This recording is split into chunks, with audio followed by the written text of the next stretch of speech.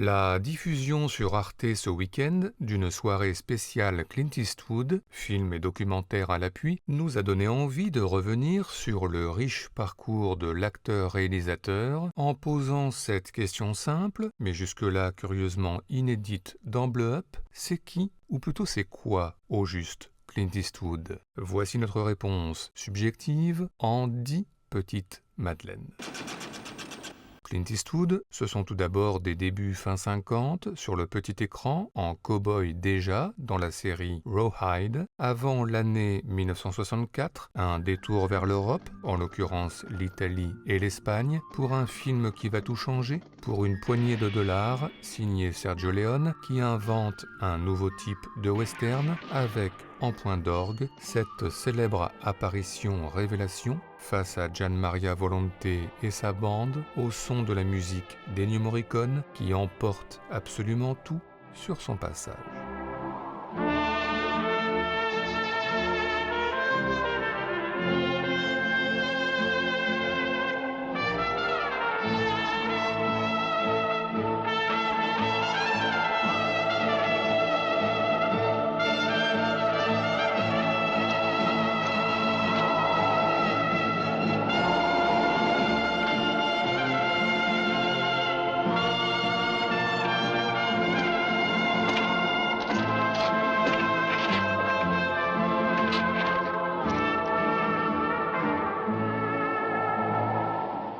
Clint Eastwood, ce sont ensuite, dans la continuité des années 60, de premiers films hollywoodiens, notamment Quand les aigles attaquent, aux côtés de Richard Burton, ou le western comédie musicale La Kermesse de l'Ouest, où il pousse la chansonnette dans une ambiance bucolique, ce qui vaut bien un petit extrait au charme suranné. Her heart was made of holidays, her smile was made of dawn. Mais la confirmation vient de nouveau avec Sergio Leone pour le classique des classiques, le bon, la brute et le truand, avec un dialogue culte au cimetière avec Eli Wallach. You see, in this world, there's two kinds of people, my friend. Those with loaded guns and those who dig. You dig. When? Et puis, l'instant d'avant, un duel, ou peut-être bien un triel, Clint Eastwood, Eli Wallach, Lee Van Cleef, au montage vertigineux et au rythme de la musique d'Ennio Morricone, qui une nouvelle fois emporte absolument tout sur son passage.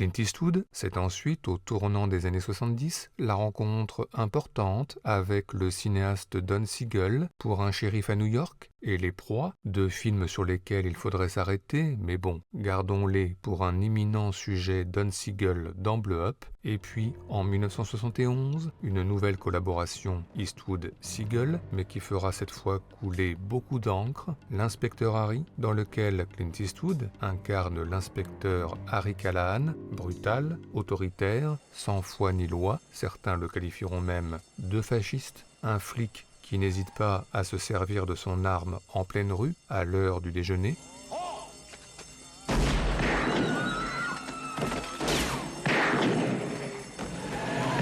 Et puis l'instant d'après, pour enfoncer le clou, un célèbre face-à-face avec un braqueur désarmé, ponctué par une tirade prononcée, demi-sourire, tout à fait glaçant, aux lèvres. I know what you're thinking. Did he fire 6 shots or only 5? Well, to tell you the truth, in all this excitement, I've kind of lost track myself. But Ian, this is a .44 Magnum, the most powerful handgun in the world, and would blow your head clean off. You've got to ask yourself one question. Do I feel lucky? Well, do you, punk? Clint Eastwood, ce sont au même moment les débuts dans la réalisation avec un premier thriller, Un frisson dans la nuit, où il est le jouet d'une Jessica Walter possessive, mais aussi Brizzy, dans lequel le vieillissant William Holden entretient une relation très trouble avec la jeune Kay Lance, et puis 2 grands westerns coup sur coup. Tout d'abord L'homme des hautes plaines, où Clint Eastwood organise la défense d'une ville menacée par une bande de truands, en faisant notamment repeindre les murs des maisons en rouge. Et puis José Wells hors-la-loi, où il est confronté dès la première scène au massacre de sa famille. Un film qui marque aussi, au passage, la rencontre importante avec l'actrice Sandra Locke, qui deviendra sa femme à la ville, avec ici un échange savoureux, pimenté par un joli jeu d'ombre et de lumière sur leur visage. You see 'em? What? Clouds over there. Clouds are like dreams floating across the sky blue mind. Funny, I never thought of them that way. Un duo Clint Eastwood-Sandra Locke qui va s'intensifier, et notamment en 1977 avec L'épreuve de force, où lui, le policier, et elle, le témoin capital, parcourent le sud des États-Unis à moto, puis en train pour de jolis échanges de regards, et enfin en bus blindé pour une arrivée à Phoenix, Arizona, sous haute tension, face à des forces de l'ordre armées jusqu'aux dents.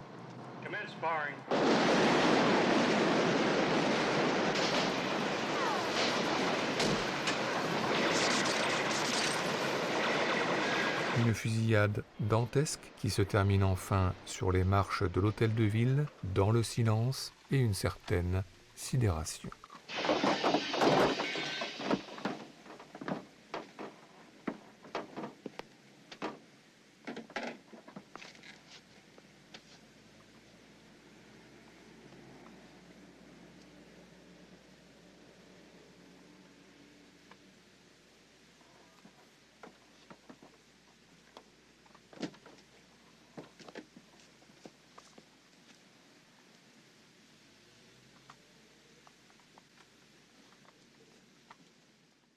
Clint Eastwood, ce sont également au même moment de nombreux films mémorables en tant qu'acteur, comme Le Canardeur, premier long-métrage de Michael Cimino, ou L'Évadé d'Alcatraz, dernier long-métrage de Don Siegel, un sujet Don Siegel bientôt dans Blow Up, et puis au tout début des années 80, un tournant avec 2 films où l'acteur-réalisateur va casser son image de dur à cuire impassible. Tout d'abord Bronco Billy, où il incarne un cow-boy patron de cirque, parcourant l'Amérique avec sa troupe, pour des spectacles quelque peu dépassés, à contretemps, plus dans leur époque.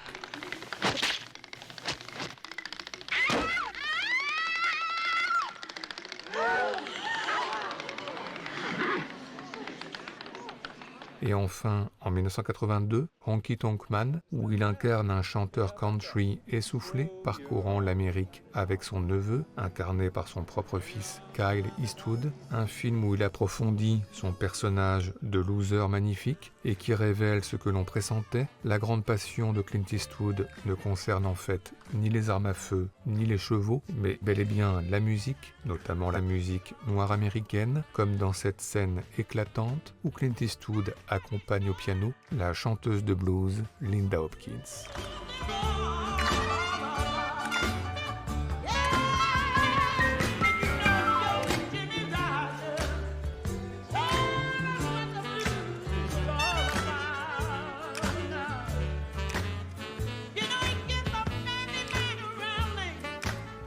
And I'm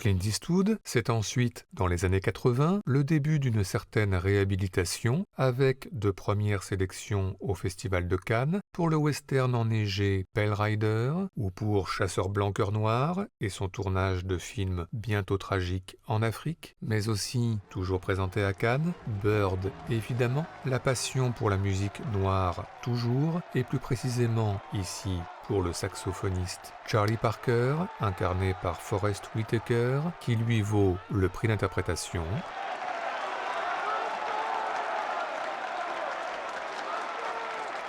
Mais la consécration de Clint Eastwood, cinéaste, viendra en 1992 avec le western crépusculaire Impitoyable, Oscar du meilleur film et du meilleur réalisateur à Hollywood. Soit Big Whiskey, petite ville du Wyoming, la convalescence d'une prostituée marquée, défigurée par la violence des hommes, alors le refus de négocier avec eux et donc l'appel à un tueur à gages. Un tueur à gages qui au départ ne paye pas de mine au milieu de son élevage de cochons, et encore moins au moment de s'entraîner au tir.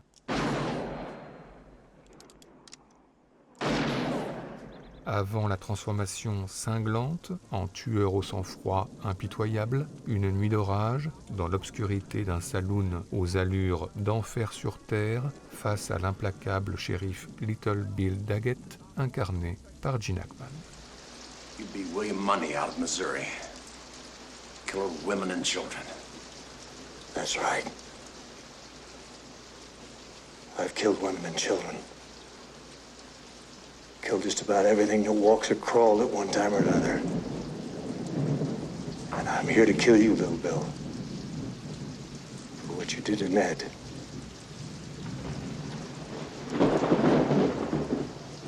You boys better move away. Clint Eastwood, c'est ensuite, dans la continuité des années 90, un film en tant qu'acteur, réalisé par Wolfgang Petersen, dans La ligne de mire, et un film de cavale, en tant qu'acteur-réalisateur, Un monde parfait, avec Kevin Costner, pour une saisissante image inaugurale, au ralenti, dans l'herbe, au milieu des billets et à l'ombre des pales d'un hélicoptère. Et puis en 1995, Sur la route de Madison, évidemment, adapté d'un roman de Robert James Weller, pour une relation adultère avec Meryl Streep pour quelques jours à l'écart du monde, avec un rapprochement qui commence lors d'une séance photo près d'un pont. Gotcha.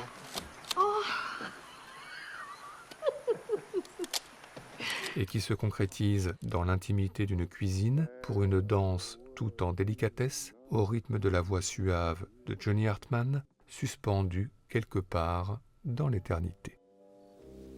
In all my dreams of you,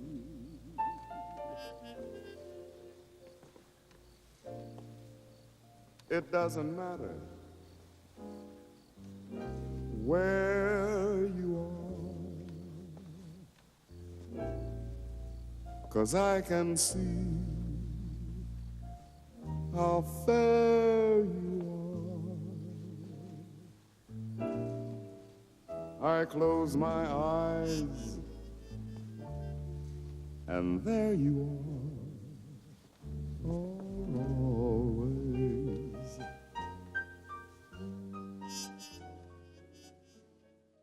Clint Eastwood, ce sont ensuite, au carrefour des années 2000, quelques polars adaptés d'Andrew Cleven ou de Michael Connelly, mais aussi le déroutant Minuit dans le jardin du bien et du mal, adapté d'un livre de John Berendt, où l'art de l'ouverture cher à Clint Eastwood fait une nouvelle fois merveille, une statue dans la ville de Savannah en Géorgie, au son de la voix a cappella de K.D. Lang. Won't you leave me there? Et puis dans un registre différent, Space Cowboys, pour un voyage dans l'espace tardif, à l'âge de 70 ans, ce qui vaut bien, là aussi, un petit extrait tout en apesanteur. Welcome to space, Frank. You waited a while for this. Yeah, only 40 years. Et puis en 2003, le documentaire intime Piano Blues, où il rend hommage à de nombreux pianistes de blues légendaires, et notamment Ray Charles, au crépuscule de sa vie.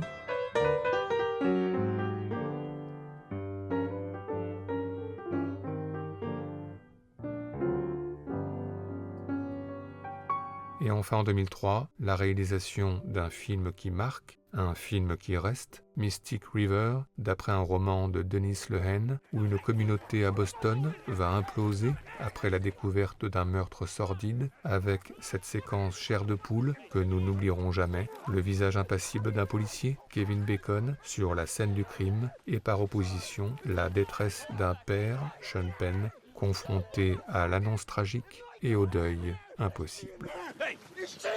Hey, take it easy! That's the father. Hey, take it easy! Motherfucker! Is that my daughter in there? Look at my eyes! Is she in there? Get off me, son! Is that my daughter in there? Is that my daughter in there? No! No! No!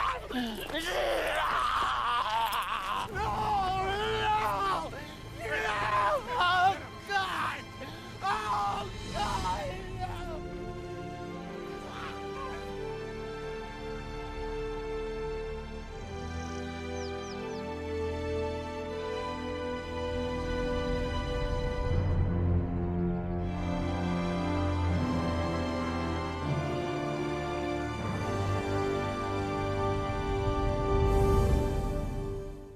Clint Eastwood, c'est ensuite, dans la continuité des années 2000, un diptyque sur la bataille d'Iwo Jima, du point de vue américain et du point de vue japonais, mais aussi un nouveau triomphe aux Oscars, avec $1 Million Baby, meilleur film et meilleur réalisateur une nouvelle fois, un film où Clint Eastwood, en entraîneur de boxe, entretient avec Hilary Swank une émouvante relation filiale sur le ring, mais surtout, une fois l'accident survenu, à l'hôpital.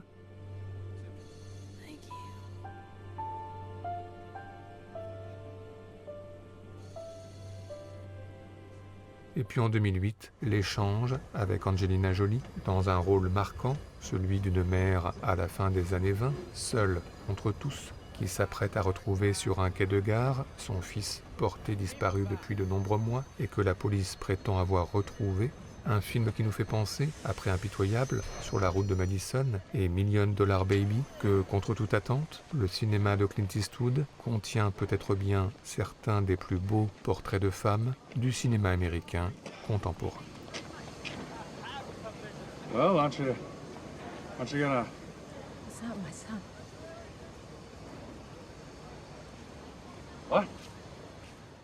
Clint Eastwood, c'est enfin, dans les dernières années, une succession de films sur l'histoire des États-Unis, plutôt ancienne avec le portrait de J. Edgar Hoover, incarné par Leonardo DiCaprio, dans J. Edgar, ou l'histoire des États-Unis plus récente, avec la guerre en Irak, dans American Sniper, ou le sauvetage du vol US Airways, dans Sully. Et enfin plus récemment, ses tout derniers films, au parfum quelque peu testamentaire, comme Cry Macho, ou ici La Mule, en attendant de découvrir dans quelques mois Juror 2, que l'on annonce comme son ultime film, sans que nous y croyions tout à fait, tant Clint Eastwood n'a cessé de défier le passage des années, en grand magicien du temps, continuant sa route, envers et contre tout, filmant l'Amérique, ses certitudes et ses tourments, encore et toujours.